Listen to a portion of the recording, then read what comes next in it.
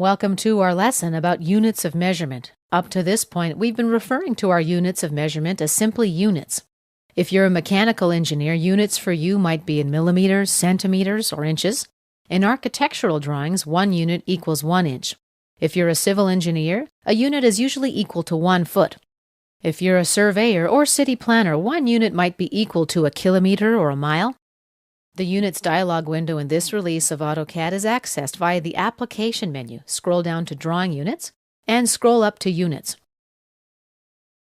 The Drawing Units dialog window opens. Currently, you can see that we're working in inches. That's what the default imperial template uses. We can select from a number of options by clicking on this drop-down menu. We've got lots to choose from, everything from unitless to nanometers, all the way up to light years and parsecs. And that gives you an idea of the variety of disciplines that use this software. We're going to leave our insertion scale in inches. The insertion scale basically means that if I'm working in inches and I import a drawing that's not in the imperial format, that drawing will automatically rescale to my scale in inches. Now, on the other hand, if I've got 2 drawings open at the same time on my screen and I drag objects from one document to another, this rescaling doesn't happen. So keep this in mind. We're going to be demonstrating this in just a moment. Let's take a look at the length section. Here we specify the type of measurement or the measurement standard. We can choose between architectural, decimal, engineering, fractional, and scientific. Let's stick with decimal. The next drop-down menu specifies the precision of our decimal values, and these can go all the way up to 8 decimal places. On the right-hand side, we can specify a variety of angle formats: decimal degrees, degrees, minutes, and seconds, grads and radians, surveyor's units. We can preview any changes we make here in the sample output area down here. We can also specify the precision of our angles from this drop-down menu below. We can specify up to 8 decimal places. Under Type, let's select Architectural. Now you'll notice the precision is set to fractions, and right here we see the sample output. Let's click OK. From the Home tab, let's go to the Draw panel and activate the Line tool. Let's toggle Dynamic Input on so that we can see input fields next to our cursor movements. Notice that our current position is now displayed in imperial fractional values. Let's enter some values for the first coordinate, let's say 1. And next to the 1, we'll enter an apostrophe. Then press Tab to get over to the next field. And let's use 0 degrees here, Tab again, Enter. What I've done is create a line that's 1 foot long.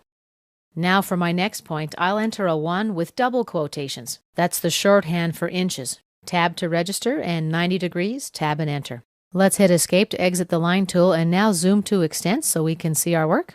And here is my next line, 1 inch long at 90 degrees to the first line. When I enter a number without an apostrophe or quotations, AutoCAD will assume my input is in inches.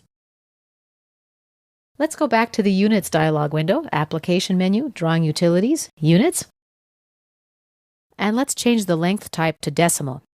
And let's click OK.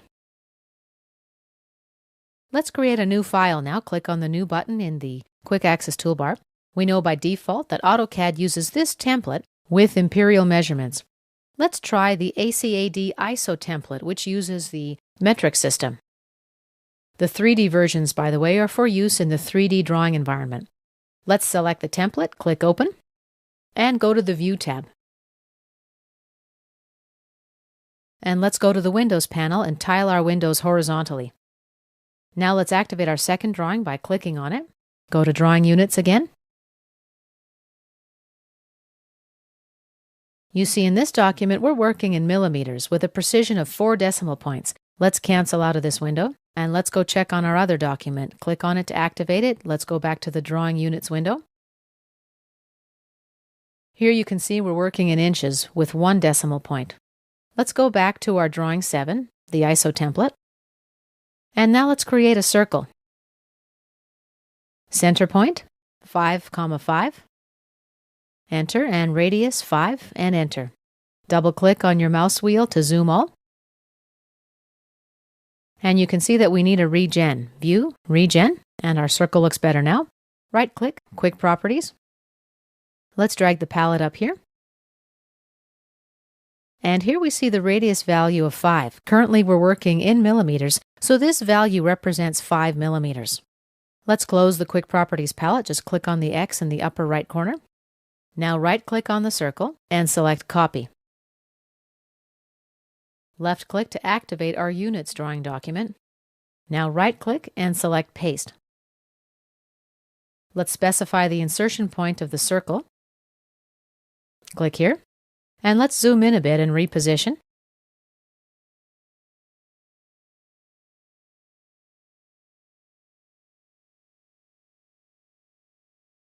And let's select the circle. Quick Properties is toggled on, so when I select the circle, the Quick Properties palette appears. Note the radius value as 5 inches rather than 5 millimeters. This concludes our lesson about units of measurement.